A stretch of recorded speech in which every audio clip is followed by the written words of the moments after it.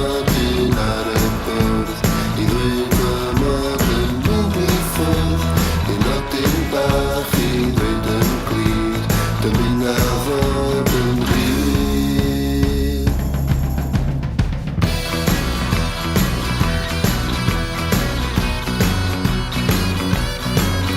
Mae'n y docyn, tocyn, pwyn fy llawiad o gwyna Mam yr uwffordd, er y llawiad o gwyna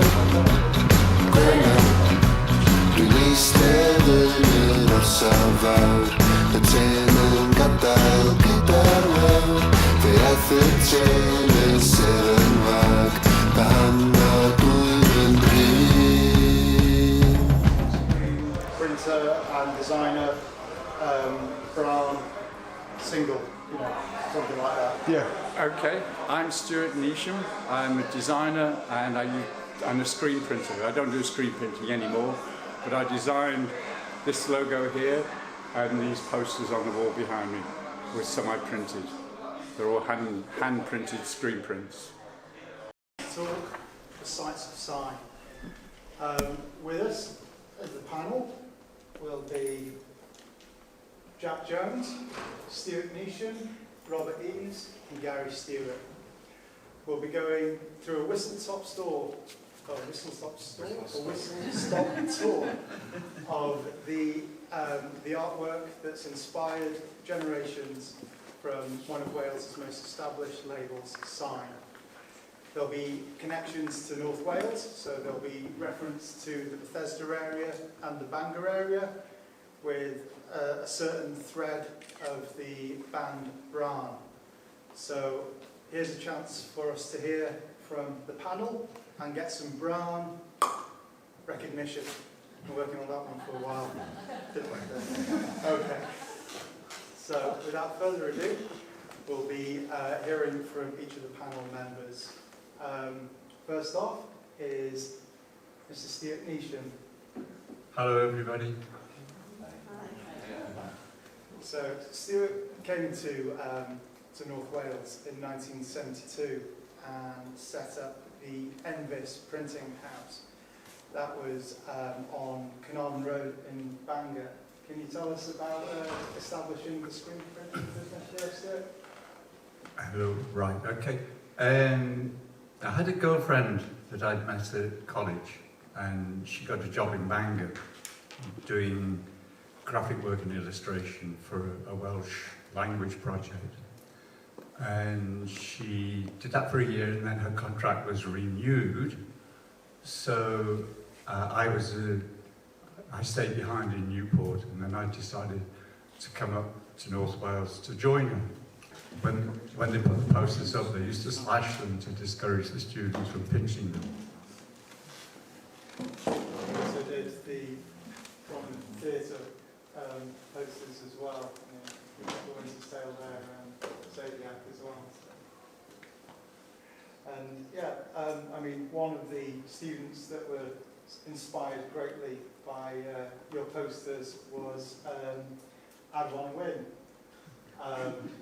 Started the Christian rock band Arat Gavodiad, The Resurrection.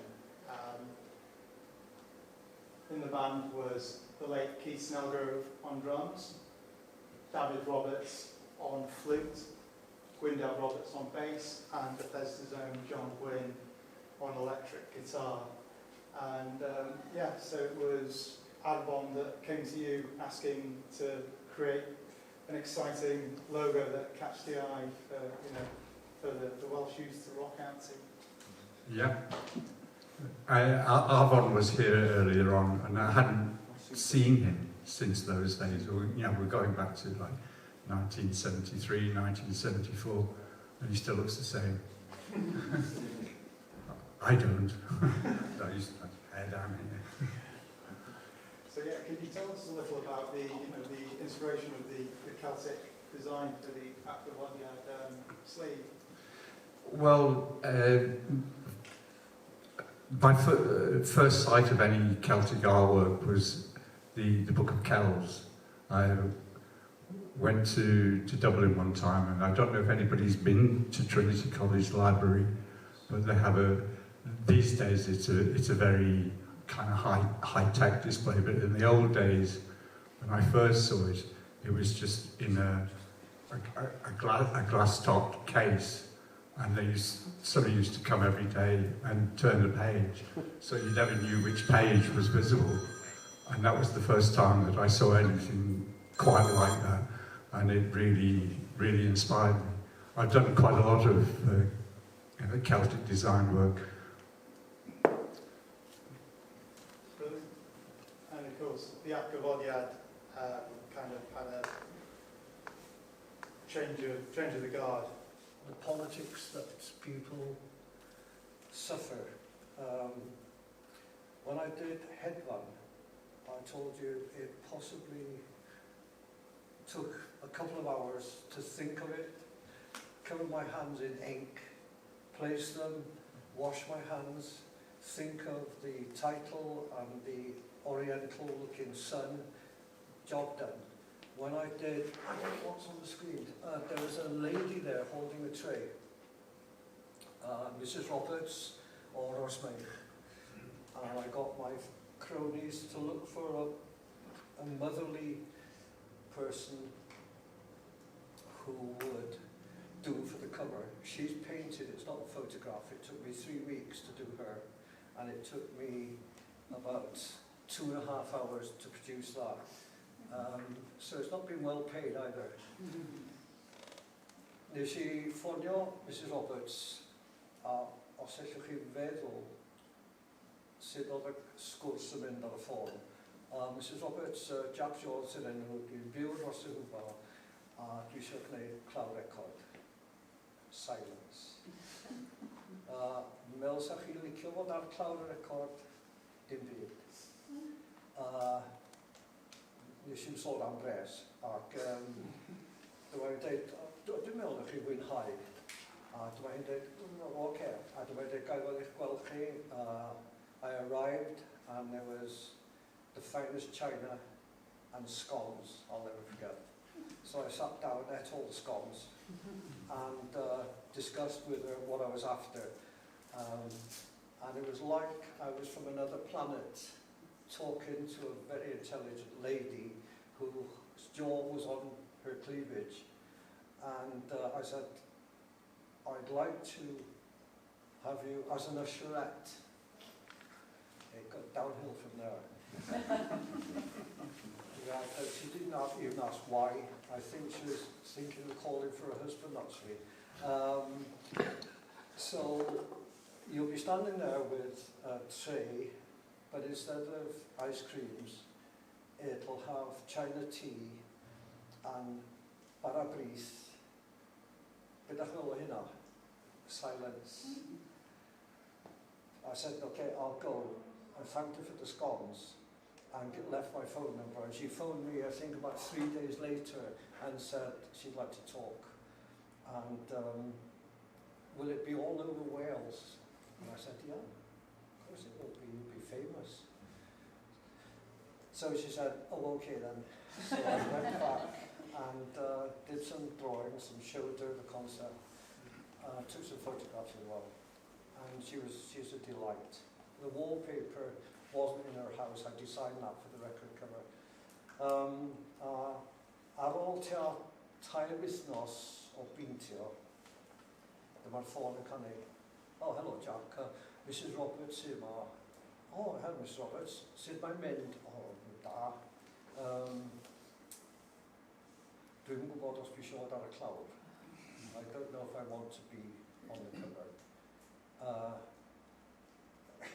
She didn't see my face and the way the blood drained from it, and I looked at this 3/4 finished drawing, painting rather, and I say this without shame. I lied. So I said, what a pity, because I've arranged with Howell Grimbrand to talk about the record cover on the radio. And she says, you have? And I said, yeah. He said I could go on the radio and talk about it. Silence. And then, oh, can I phone you back, Sue? As she put the phone down, I was dialing Cardiff, frantic, and dabbing myself down. Howell, who was in school with me and played in the same football team, so you know, I'm just a bit of name dropping there. And he was hopeless. And I said, listen, Howell, blah, blah, blah, and explained the situation. And he said, oh, no, great, I wanted to phone you anyway about something else. And I said, yeah, great. So by the time Mrs. Roberts phoned back, oh, Jack, dwi wedi meddwl am y peth ac, dwi'n un. Mae dweud, biti, cos mae Hywel wedi bod ar y ffôn yn gofyn i fyswn i gwneud y rhaglen yma, dyma hi'n deud. A second time, oh, okay then. So we did this, we talked about it on the radio. She's passed away sadly, but I regard it, because of the time it took, as one of the high points of my LPs, because although it's an LP cover, it's also fine art, and it boosted my confidence because most of my work is books. I illustrate books. So therefore, that's the story. Yeah, we went to Leon's house, weren't we? Where they did all the makeup. Okay, rolling, action. Hello, I'm Gary Stewart. I'm the photographer who photographed the cover of Mike Stevens' album Go. We shot this in Bethesda in Park Meyrick, probably in a very cold winter of 1977. We've tried to find the location since, but we are unable to find it. I think it's been fenced off or it's overgrown now. And how it came about, I don't remember, to be honest. But I do remember going down to the house, and we must have had a discussion in a pub or something beforehand as to what we were going to do, because obviously there was a bit of preparation had gone into it, and as far as the costumes and everything like that concerned, and I think that the concept will have been Mike's. And Gog, as you will probably know, means cuckoo, and the cuckoo has got a bad reputation, hasn't it, for being a bit of an outsider in other people's nests, and I think that Mike's always seen himself as an outsider, and I think he did an album called Outlander, and he's always been on the fringes of things. He was always very proud of the fact that he never took arts grants from anyone. He called people in Cardiff the Taffia, and he was quite a nutritional chap sometimes, especially if he had a few bevies. So I think that we'd have to attribute the concept of the cover to him, and we basically had to direct it and put it and make it work, on location. And it's always winter when you're doing these things. It's never lovely and beautiful in the summer. And I remember going down to the house at Gwen Clean's house, and preparations were already in way. They were whiting up Jim Spread's face and getting him ready, and Gwen Clean was going to be like a medieval maiden or what have you, and was wearing like a shift dress and not much else, and bare feet for the picture. This was, I don't know if it was November or January or whatever, it was freezing cold, I know that. And the amusing thing was, as we all, as an entourage, walked out of, we turned right out of Gwen Clean's house and walked along Bethesda High Street, I think probably past Bethesda Chapel on a Sunday morning, just as the chapel goers were all coming in, and they're confronted by the devil walking up the other way up the High Street. And yes, I think it probably disturbed a few people. And then we turned right, crossed over on the bridge, crossed the Ogwen into what's now called Park Meyrick. Now, we've looked for this location recently, and as you can see, the massive rock and everything in the background where we set the picture up, we can't find it. We've misplaced this huge rock. A number of times we've walked, but of course a lot of Park Meyrick is fenced off now, so you can't just walk across it like you could back then. So we assume that it's possibly overgrown with rhododendrons and things like that, and also it may not be accessible now because the pathways that direct you all around, whereas then you could just roam wherever you wanted. So we set it up there, and we tried to create atmosphere by setting up a fire with wet leaves and things to try and create a bit of smoke, because we didn't have smoke machines in those days and things, and didn't work. And we had to work fairly quickly because it was freezing, and so that's about it. But the thing is about that album cover, it was just a job, you know, we did it, off it went. Came out, very pleased to have done something with Mike Stevens, because I was still a fan of his. Well, topic of conversation, maybe. I never thought of that. It's sponsored by Budweiser. No, just... Oh, everyone likes it. It's wine enough. Hi, so I'm Rob Seames, and I photographed and designed the album cover for Ron, which is the Graf Norse cover. This is the front cover of it. That was the inner sleeve, a double sleeve, black against white, with a white background onto white paper. This was shot in a 35mm format because I wanted to keep the quality of the film. If it had gone to a bleed, the quality would have deteriorated. Also, with a white black border around it, it almost looks like a gallery print. So people, if they wanted to, could keep that as a sort of gallery print and put it on the wall.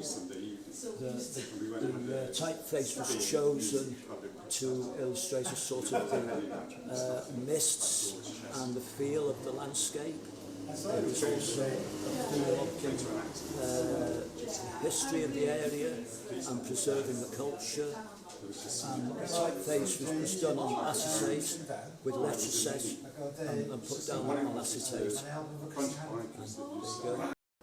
And fairness to Dallas, he put a very good point over to John that I could be quite a good graphic designer and photographer for their album. So I met John, but of course there's always a slight hiccup with all these things, because I met John and we were arranging to go to Sign Records to meet Hugh, what's his name? Hugh Jones. Hugh Jones, sorry, yeah. So it's all set up, and this is the days before these things, so I had to make a call from Bangor Pier. We didn't have a phone in the house, so I phoned John Gwynn, and we arranged to meet Hugh. The only problem was, that morning I woke up with one heck of a stiff neck. You know, we get like a frozen shoulder. So I literally woke up and my neck was like this. So I had to walk all the way down to Bangor Pier to make a phone call like this. And eventually it was arranged with John that we'd go and meet Hugh, in fact that afternoon. So I walked into Sign Records to meet Hugh Jones, and of course I had this stiff neck. John Gwynn then introduced me to Hugh and said, "Oh well, Robert, this is Robert. He's going to do the design for the cover and the photography." And I go, hand outstretched, "Hello, pleased to meet you, Hugh," like this, and he's thinking, and he's the designer photographer, and he looks, of course, at John Gwynn. "Are you sure you got the right guy here?" And he's like that. But anyway, as it turned out, they said, "Yep, go ahead." The title of the album is Graf Norse. Open brief, get on with it. Now, before that, maybe a few years before that happened, Gwynn, a good friend of mine, also from Friars, lent me this album cover, well, the album to actually listen and play. That image really stuck in my mind, because it was so strong and graphic, and it's like a sentinel thing looking over the landscape. And there's also a hint of a sun coming through the cloak there. So that was always in the back of my mind. So when this idea of Graf Norse came along, in an open brief, I went back to that. I thought, well, we're talking about the Welsh landscape, we're talking about the culture, we're talking about preservation, etc. We're also in an area of lakes, so there's a possibility of lakes in the picture, possibly. Because I was working in 35mm, I wasn't prepared to do a full bleed of the record cover, because that would have possibly destroyed the resolution. So I decided to work with 35mm, and like Gary said, I always work with strong colours and graphics. I was always like a graphic person. I was going to do architecture originally, so the graphics of architecture was already in the back of my mind. So the Witch of the Night, well, it had to be a strong image, but I thought it had to be a mysterious image as well. I didn't want to show any faces, I wanted the mystery. Leave it to the viewer to imagine what I was trying to put across, what the band was trying to say, etc., etc. Luckily, I had 5 very, very good friends. 3, 4 from Friars and 2 girls. The girls were studying at Bangor University, got on really well with them.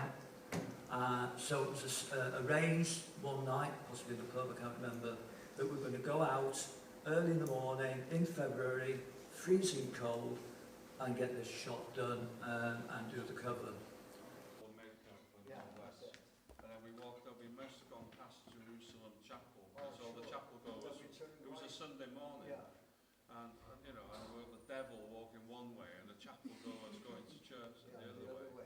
And then we turned right, we went over the bridge, over the Ogwen, and we wasn't gone very far, that's what I think, because it was so cold, we can't, with all the entourage, carrying the table and the chess pieces. I don't know if it's still there, but I did some artwork for a sign because somebody organised different walks through the park based on the crackback stories. Oh, I've seen those signs, I saw them yesterday, Yeah, I did the artwork for that sign. And I nearly photographed it.